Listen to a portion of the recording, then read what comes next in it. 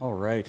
Welcome to everybody who is joining us now. Just want to let everybody know this stream is available on Zoom and also on our YouTube channel, so please check it out.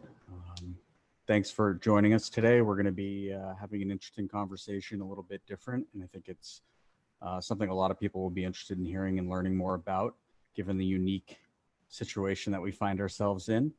We're here. Drake is going to be having a conversation with Ed Streit from the Los Angeles Lakers, and they're going to be talking about the experience in the bubble so far and kind of what that looks like. I'm really looking forward to hearing what Ed has to say. And if anybody has questions, I really encourage you to use the Q&A, and we will filter those and feed them through as needed throughout the conversation. So with that, I'm gonna step out. You won't see me until the end, but thank you to everybody for joining us again, and looking forward to this conversation.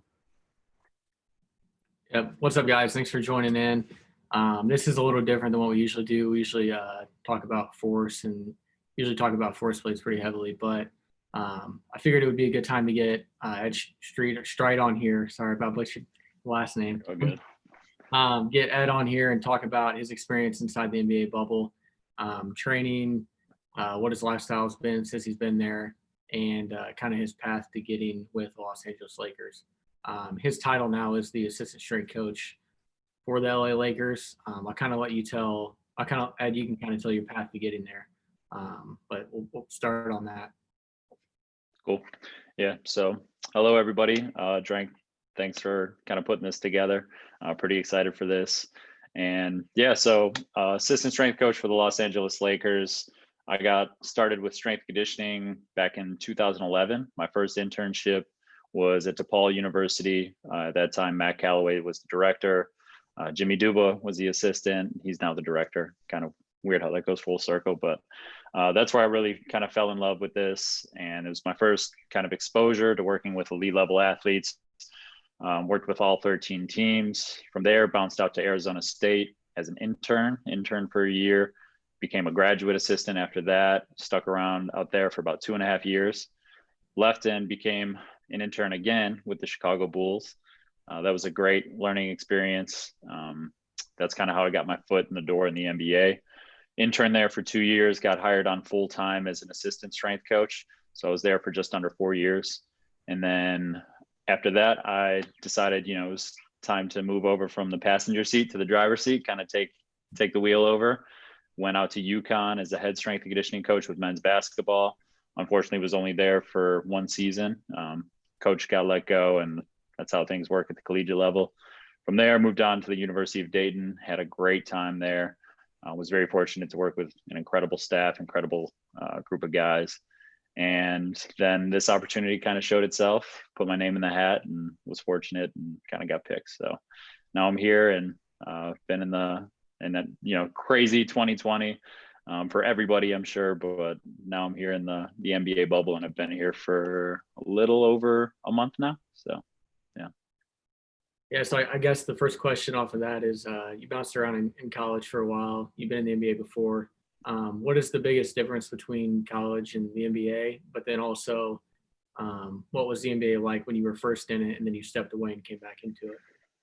Yeah, so to kind of hit on your first question, biggest difference probably the schedule. You go to college and if you're working college basketball, you're lucky to be playing 40 games. And now you go to the NBA and you hit 40 games plus, and then you get all-star break, and then you got another 40. So, 82 games in the regular season, and then you got the postseason as well. You also have summer league mixed in there in the off season. So definitely the schedule. Also, in college, you're playing roughly 2 games a week, maybe 3. And in the professional setting, you could have 4 and 5. So definitely the schedule is one of the biggest differences. Another big difference is your training age. We get a lot of guys in the NBA that, when I first got here, we had a kid, Taylor Horton Tucker, who was 18 years old. And then, we have guys on our roster that are 34, 35 years old as well. So there's a, big gap in the training age, training history. And, in the collegiate setting, you're mostly working with guys, 18 to 22-ish. So those are probably the biggest differences. What was the second part there, Greg? So kind of you were in the NBA with the Bulls, and then you went into college. So then what were the major differences from the first time you were in the NBA to just joining the Lakers this season? Honestly, things were pretty similar. I was only out of the league for about 2 years, so not much had really changed. It's always interesting though to go from one organization to the next. Same thing with collegiate programs. I've kind of bounced around a lot, and very fortunate to learn from some great people and meet some great people and add those people to my tree and my network. But not much has really changed. A lot of the same faces. They might be in different places, but yeah. Yeah. So we kind of hit social media might be newer since that time. We were just kind of talking about before we went live here, the difference in how you can use social media in the college setting. And it's a little different when you get to professional. You kind of want to hit on that main difference, and then also how you could use that to your advantage, maybe more so in the college setting. Yeah, so social media has been a very valuable tool, especially my time in college. But even just from a networking standpoint, personally, to meet a lot of people, a lot of other strength coaches on here. I'm a little bit busier now. I'm struggling to kind of get back to some people and kind of that have reached out. But that's kind of one of the things that I did when I was an intern and a GA, was just kind of reached out, whether it be email, social media, just to kind of get in touch with people, pick their brains a little bit. And yeah, so from the differences between the professional setting and the collegiate setting with the social media stuff, at the professional levels, these guys are under the spotlight, under the camera, 24/7, 365. So it's kind of, it could be an organizational preference as well. We're not out here filming guys and filming every one of our lifts and their big squats, their big pulls, any of their big snatches or anything. But the collegiate setting, it was really cool. I kind of figured it out towards the end of my time at UConn, and definitely when I was at Dayton, that it was a really fun tool to kind of ramp up the intensity a little bit. Obviously you always want that intensity to be high, but with the younger kids today, if you have someone pull their phone out and say this is like posting this one, or they know it's probably going to be posted on social media, they kind of ramp themselves up a little bit more. It's always fun and unique to see that. And I've got some really cool stuff kind of archived from my time at Dayton when those guys were getting after it. And it was a really fun environment, really loud, fun, intense, getting after it. And so those are kind of the differences, professional and collegiate. Yeah, they had a good year when you were there, but that year after you left, they had a pretty good level. Yeah, I was watching from afar. Those, I still FaceTime and talk to a lot of those guys now. I created some great relationships. That's one of the biggest things that I've kind of found. From college to pros, it's all about relationship. I don't care what you do. That's a life thing. So building great relationships with the players, the coaches, and added those guys to we're friends now. So still keep in touch with a lot of those kids, and they had a hell of a season. It was unfortunate with COVID that didn't get to see them kind of hopefully win it all, but at least make a splash in the tournament. Illinois might have given them a run for their money. But That's true. Even though I think Dayton beat Illinois in the TBT. Just saying. That didn't happen. We have to get that. I guess kind of my next big question here is, what is life like inside the NBA bubble? I know you're going from a hotel room right now, so we might be doing this from your office if you weren't inside the bubble. Just right. What happens from the time you wake up to the time you go to bed, day in, day out in the bubble? Man, it is go. Everybody. So with the NBA bubble, I think all staffs have been limited to 35 people. And our travel party was, pretty large. We care and value the care for our athletes and our players. So we have a rather large staff to take care of everybody's needs. In the regular season, all of those people were present and on the planes and every road trip, all the home games. And now we're limited to 35 people. So everybody's wearing many hats. So you wake up and it's go. whether it be, checking in on, the food for breakfast. With us, we have 3 full-time strength coaches on staff. 2 of us are here. So, we're a little shorthanded there, but we're making it work. So we'll be lifting guys throughout the day. We've kind of created our own little weight room here at the hotel. Every team had that option. So we'll take guys down to the 3rd floor, lift them there. If we have practice, we'll lift them there, just kind of communicating with guys throughout the course of the day.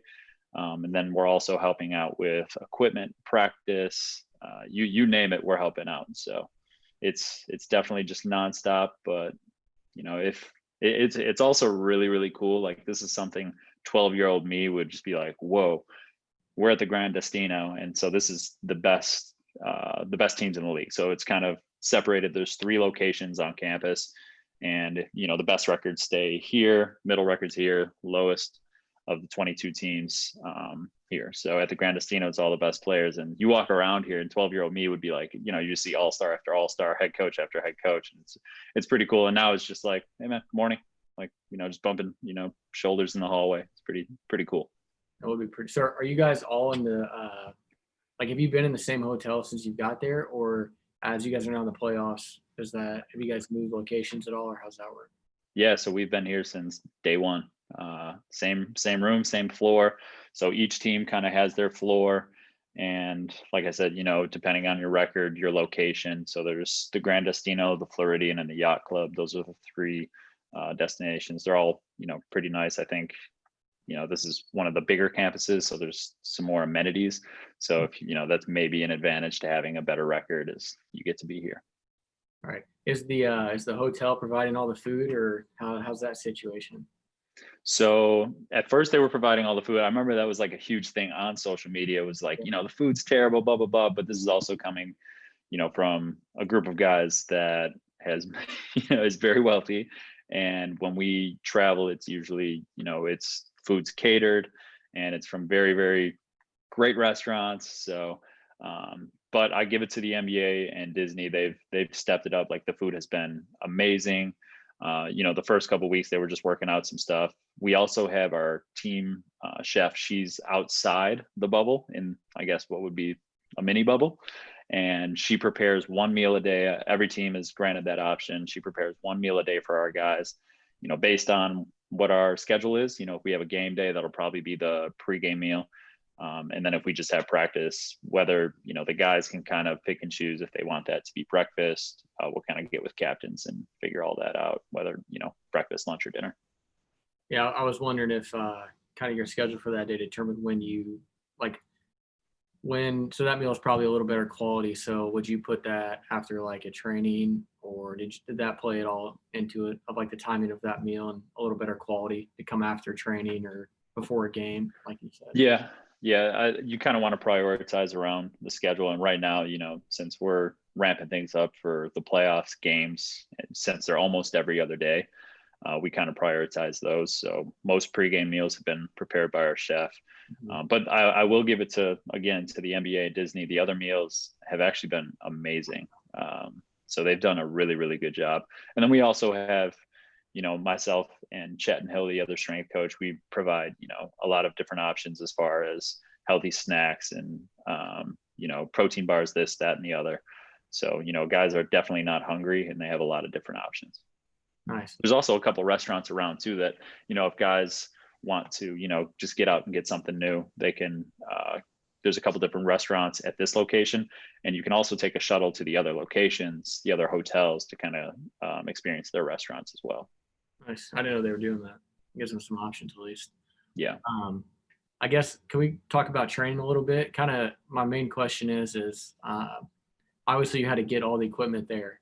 So was it something where you guys took some of the stuff from your facility, or did you have to get new equipment that kind of fit your space? Were you able to carry on your maybe your annual plan that you had, or did you have to make a lot of accommodations to that plan?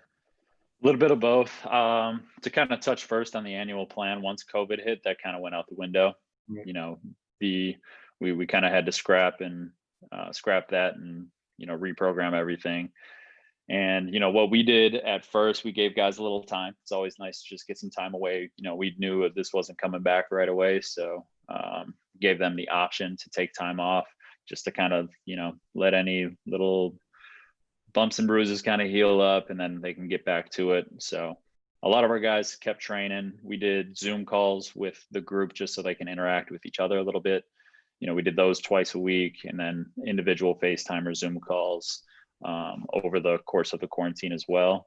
And then when we got back into the facility, we had to keep our distance, wear gloves, wear all the proper PPE, but we got those guys back to training as well. And, just kind of the early part of that, introducing, probably some more time under tension, hypertrophy work, stuff that you can't really touch on in season, especially with an older roster like ours. We hit on some of that just to kind of reintroduce some of it, and then kind of wrap things back up to the strength and speed and power work that we normally do. And then to touch on the equipment, yeah, that was something that we definitely needed to work on. So you're allowed as a team, you can have I think you can have as many rooms as you'd like on the third floor. That's like kind of where all the weight rooms are. Yeah. And we decided to go with 2. They're connected by a door. So we got 2 rooms, and they're pretty small. They're the size of this room. They actually have, they took the beds out, but they still have the headboards in there. It's pretty. So it's a legit room. It's not like a conference Yep. room. No, it's not a guy. It's literally the same room as I'm sitting in right now. Just completely empty. Yeah. So we loaded up a truck with some stuff that we knew we would use and prioritize as far as how we train. So, barbell, the kabuki, trap bar dead, and, just some very, very basic stuff. We also had, we have the Sorinex racks at our facility. Those wouldn't fit in a room like this. So we had a UCS one shipped here, kind of put that together. It's funny. Day one you get here, it's like you're quarantined for, 24 to 48 hours. And as soon as they come to your door and let you out, obviously like, oh, freedom, blah, blah, blah. But no, we went down to the third floor and started putting together our equipment. So it's pretty cool. One of our rooms, we have more of an Olympic trap bar. It's kind of an open area with some DC blocks to kind of pull from, and a landmine just to kind of, that's more the open area. And then the other one, we have our squat rack, some power blocks, an Airdyne bike, and the Sorinex hamstring roller. But the NBA also provided, they did a really, really, really good job with the facilities that they've put together here. So when you go to a practice facility, you have up to 3 hours, and they've put together, it's like 3 racks, a bunch of other equipment. They're really, really nice. So definitely not a lack of equipment and, training here. Right. I guess just kind of thinking about you training in a hotel room. I don't know if medicine ball work was a big part of your training before, but you can't really throw a medicine ball against a drywall in a hotel room. Oh. Yeah, we learned that. I feel like all the bumps and bruises. So this building's I guess a year old, and there's a lot of dings in this place already. They might have to shut this down and redo it. But yeah, we brought a Dynamax ball as well. We'll do slams. We kind of, first did a throw against the wall. We were like, yeah, it's hopefully the other team's sleeping on the second floor below you guys. It's funny. There's actually a team on the 4th floor. So we got some guys that like to train pretty early and pretty late. So unfortunate for those guys, but I don't know, maybe that's an advantage for us, I guess. Think about that. I guess it's kind of something I thought was pretty interesting. I was kind of asking you before this what your jobs were. I'll just kind of go off what you listed, but I'm kind of interested in learning what you did for those jobs. So inside the bubble so far, you said you've been the strength coach, you've been a bouncer, you've been security, nutrition, mail, film, and equipment. That's a lot of jobs with the limited stuff. You kind of you had to get stories about any of those, maybe the bouncer or being security, anything like that?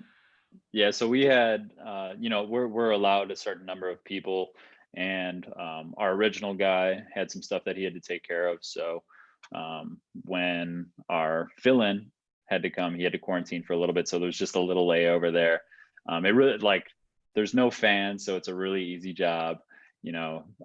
just kind of have to make sure that your players don't interact with the refs when they're reviewing something, small things like that. Make sure that you keep attendance of the guys when they're going, to practice, to film, to whatever our team activity may be.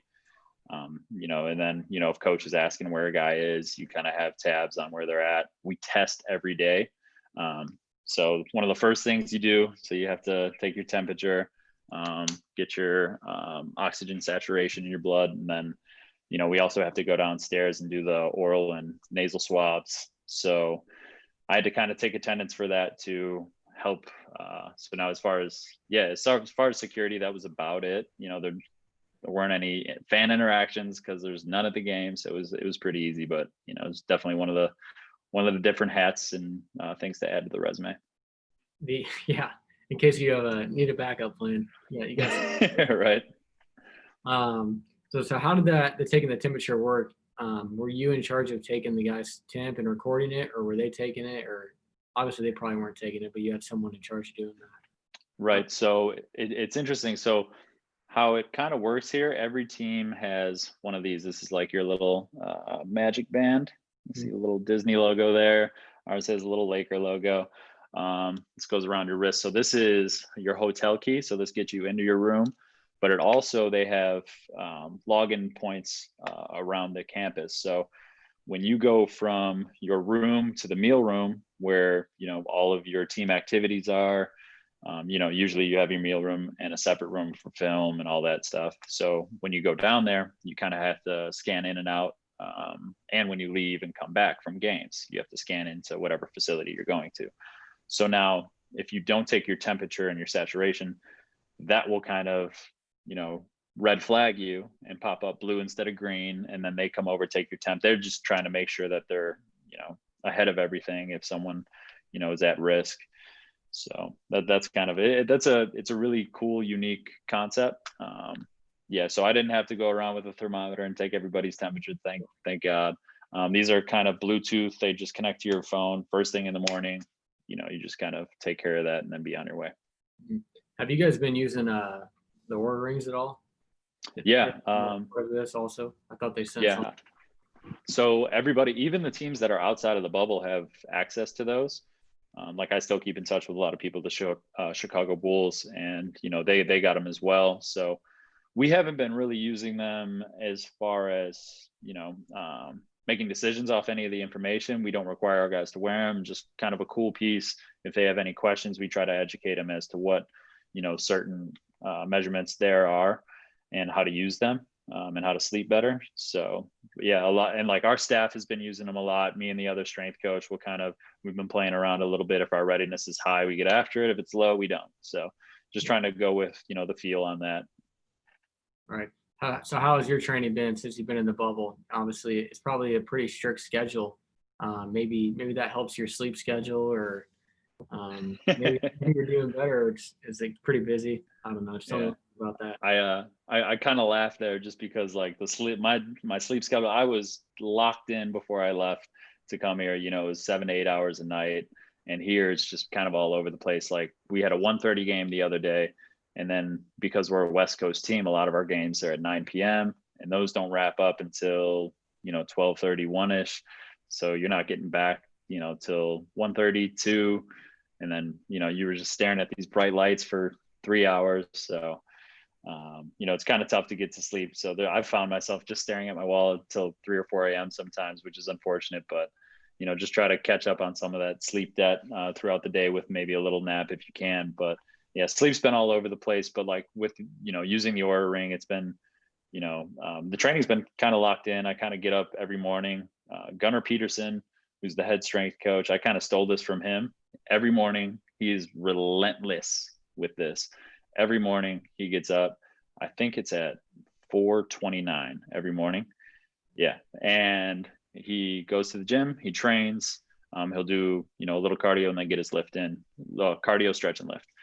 Every morning he's relentless with it. And I kind of, tried stealing that from him. At first it was a struggle, but, kind of created that habit. Every morning I'll get up and do something. And then I'll try to save my heavier lifts for my high readiness days and later in the day. That's kind of something that you just mentioned that. So you said your guys, they're used to playing, later in the night, but you had a 1 o'clock game. I don't know if you're tracking any like readiness or anything like that, or if you just kind of get a feel for maybe guys being a little flat that day because the time is different and circadian rhythm might be thrown off a little bit. They're probably adjusted now, but initially, did you see anything like that? Not really. We're kind of fortunate. We have a much older group, a lot of vets that kind of know their way around the league, know how to take care of themselves, and value that. So when they'll look at the schedule a week out and know, this is kind of when our game is. So this is what I have to do 1 or 2 days prior. We have a couple of young guys, and we just try to, steer them in the right direction as far as, hey, earlier game tomorrow, try to get to bed a little bit earlier, wake up, get yourself going. Yeah, and if guys kind of seem like they're a little low, we'll try to get them going pregame. But for the most part, our guys have been great about staying ready and taking care of themselves. Right. Yeah, I can imagine it's probably a little different from college to pros now. I mean, they're all pros and they treat you as such, so you don't have to get on them about getting in bed on time and you Exactly. you probably take that off your plate. Exactly. That's definitely one of the biggest differences too. Is in the college setting, you're definitely teaching those guys a lot more. Whereas here, some of the guys have 5 years on me, so it's like I'll learn some stuff from them. Like, and it also helps when we have number 23 kind of setting the tone. That dude is a relentless worker and takes insane care of himself. So when your leader does that, everybody usually tends to follow.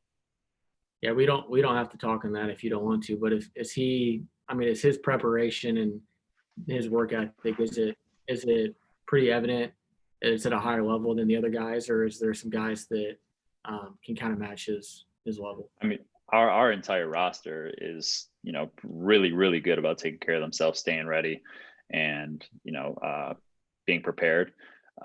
But I will say this, like, there's a reason that man is arguably one of the best players ever. He is relentless in how he takes care of himself and the habits he's created. He's one of the first ones whenever, like, even if he's not playing, he's one of the first ones there. He's who he is for a reason, many reasons. Makes sense. Yeah. Yeah. The hard work and do it the right way, you're probably pretty good. I guess if anybody has any questions, they can shoot them in the chat.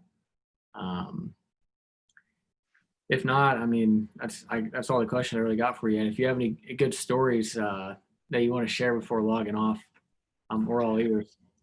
Yeah. I think one of the coolest things, kind of touching on Braun again, is to touch on his leadership. So one of the biggest jobs we have is just helping out our equipment manager, Andrew Hank, who's one of the hardest working men I've ever seen now. Having to we try to maintain the high level of care that we provide for our athletes, even with a short staff. So everybody's pitching in, and we kind of all give him a hand to maintain that high standard. And one of the things that we do, there's a couple different buses after a game, and we have 2 bus loads of equipment that need to come in and out every game day, and 1 bus load every practice. But it's 1:30 in the morning. We're coming back from a late game, and I'm on the first bus. I'm under it, just pulling bags out, and he comes up, says, "Let me get 2 bags," and takes them up. Like, that's leadership. He's kind of setting the tone. Never too big, or no job too small. So that was one of the coolest things that I've kind of experienced. That's awesome. Hey, Ed, I have a quick question for you before we get some viewer questions as well. But yeah, what's like my perception as an outsider looking in? I think I remember the NBA was the first league to basically shut things down. The protocol that you described to me sounds pretty smart. It sounds like it's they've really dialed that in.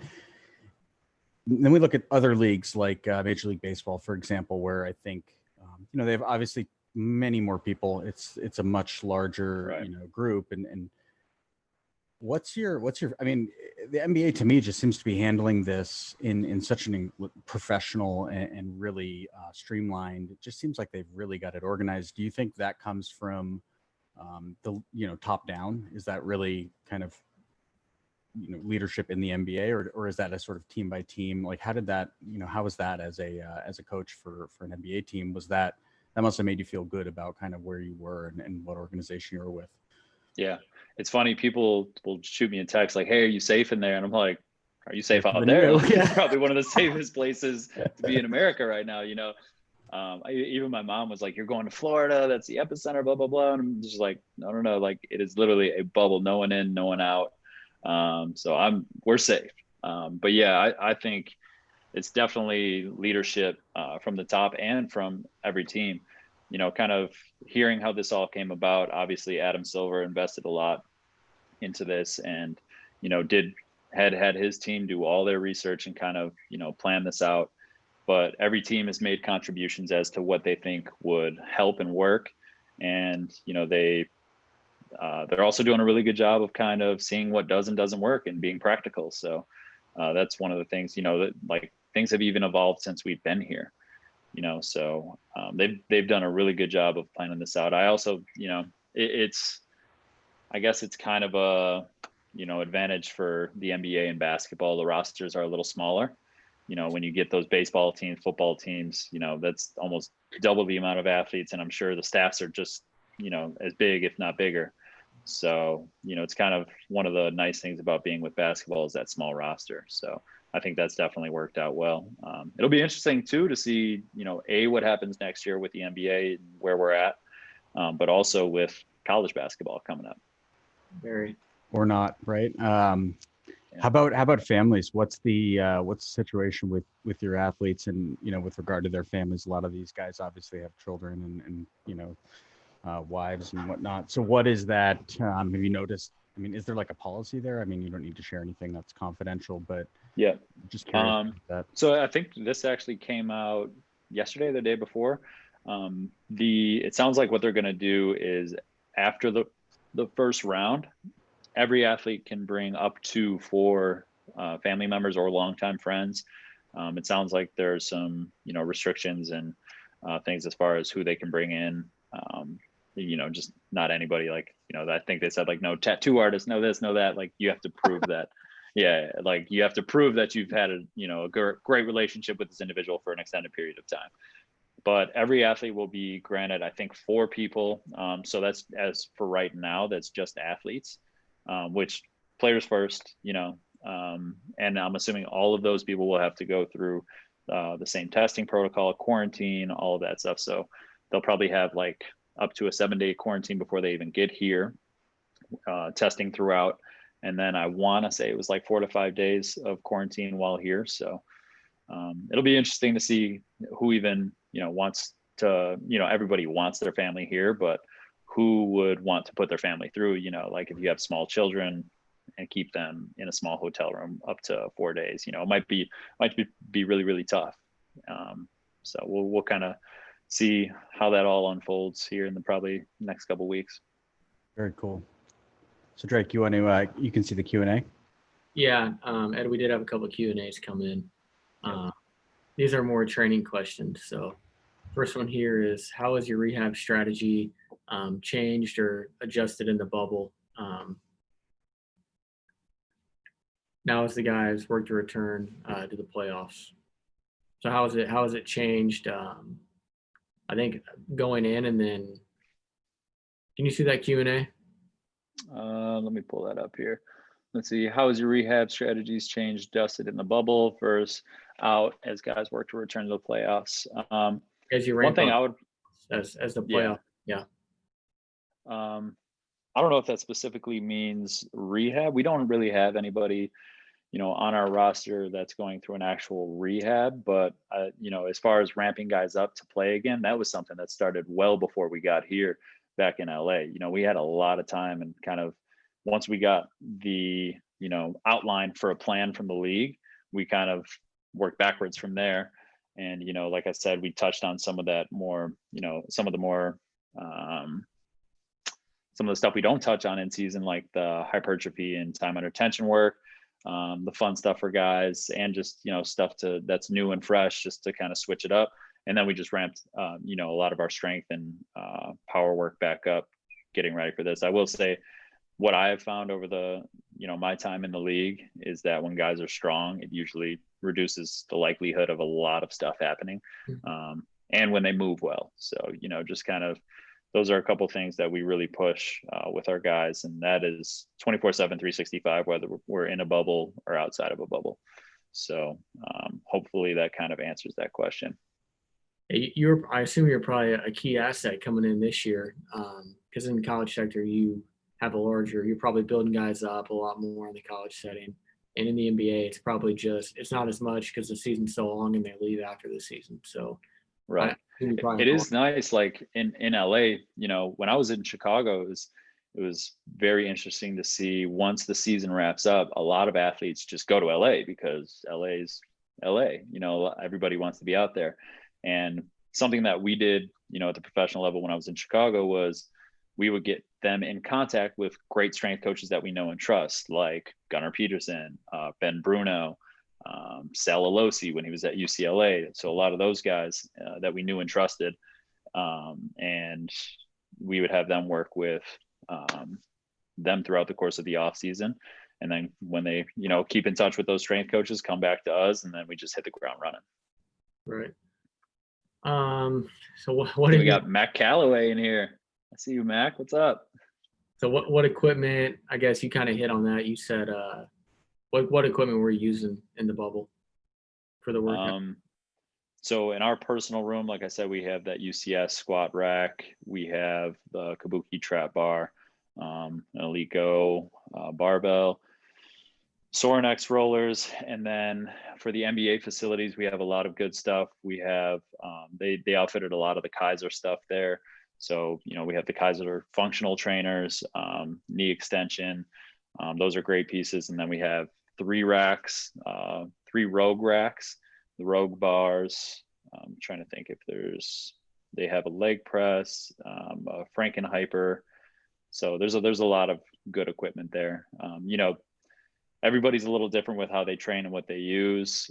I think we're pretty traditional in some of the, with some of the stuff that we use. So you give us barbells, dumbbells, and that stuff, and we're rocking and rolling. Is there any equipment that the NBA put in that you might be buying now that you liked enough to maybe include it in the next year? Me and Chatton have kind of talked about adding the Kaiser knee extension just for some of the ISO work that we do with, some of the patellofemoral issues. That's been a really nice piece. You can also kind of flip around, stand up, and do some hammy curls on there. Nice little tweak to that piece. Here's what kind of leisure activities are available to you and the athletes. Any roller coasters, fishing, bowling, anything what you've been doing for fun if you have any time to do that?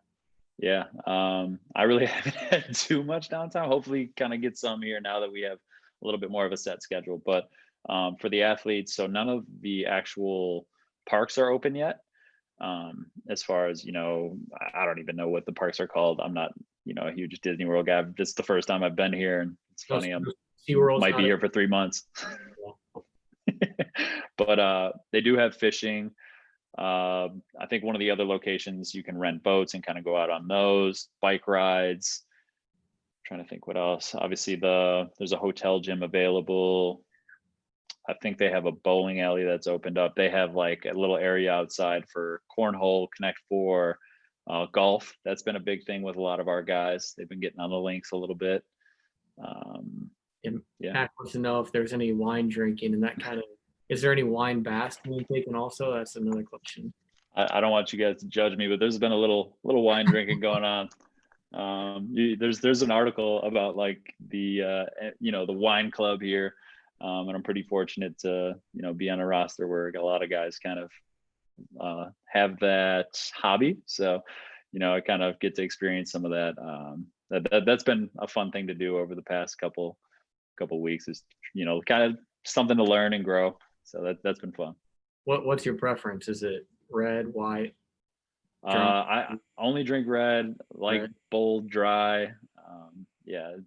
That's I don't want to sound like I have a problem or anything. It's just a glass or two here and there, but it's usually just reds. Mm-hmm. this is a good one here. What is the effect of It's a that good one. of fans and the noise on players? I mean, can you hear like the other coaching staff yelling at their players? I mean, you guys have to say less, or how does that work? Yeah, that's been really interesting. So there's a couple cool things that have come about from that. So you can definitely hear all their play calls. Like, so if you do a good job scouting, they say their play call, our players are yelling it right back. Like we know it's coming. Also, you get to hear a lot of the talking that's going on between athletes, which is really fun to hear. You can't really hear it on the TV that well. They do a really good job of kind of drowning that out, pumping in some crowd noise. They pump a little crowd noise into the actual games, but it is still kind of weird to hear sneakers squeak and all of the talk and what's actually going on. What else? As far as I think there are some teams that feed off the crowd. I think it's definitely one thing. I think our guys really like the crowd, and it was a big adjustment to play without that. I think we're in a good place now. And now we're just trying to win. Like that's our big motivation. But like we have a really fun group, and they feed off that, and now they just feed off each other. So if you look at our bench during the games, they're going crazy. It's fun to watch. Does that crowd noise just loop over and over again, or is it different the whole game? Because I think that would get pretty annoying. Yeah, so they do a really good job of it. They've actually taken some from Staples Center for us, whoever your home game is. They take some from Staples Center, and then they also take some from NBA 2K. So it definitely, I haven't noticed any redundancy, like a broken record and crowd noise, but it's definitely a unique experience. Like it feels just kind of empty in there. But it's funny when you watch the games on TV, it looks just about the same. So they do a really good job. Here's another training question. How individual I assume there probably is a level of this, but I'll let you hit on how individual are the training programs between athletes, and then any similarities. Does each guy kind of get to a level where once they're maybe in with the Lakers for a few years, maybe the programs for all the veterans kind of look more similar than the guys coming in, or just hit on that?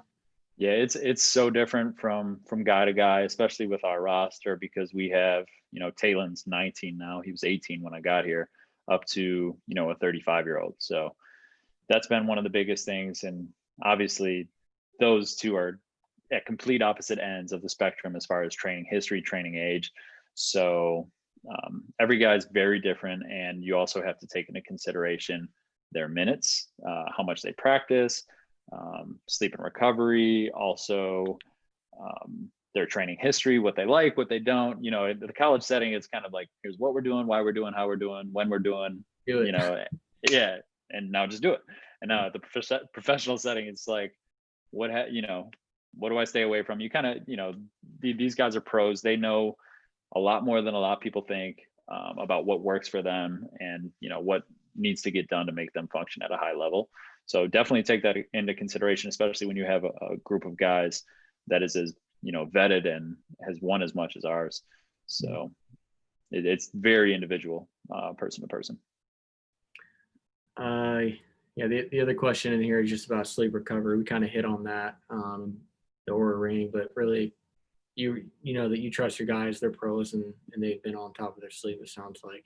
Yeah, to touch on Mac's question, it sounds like well, being on the same floor with everybody, and we see each other every day, even if we try not to. Like there's literally been times where I've tried not to see anybody on an off day, just for sanity purposes.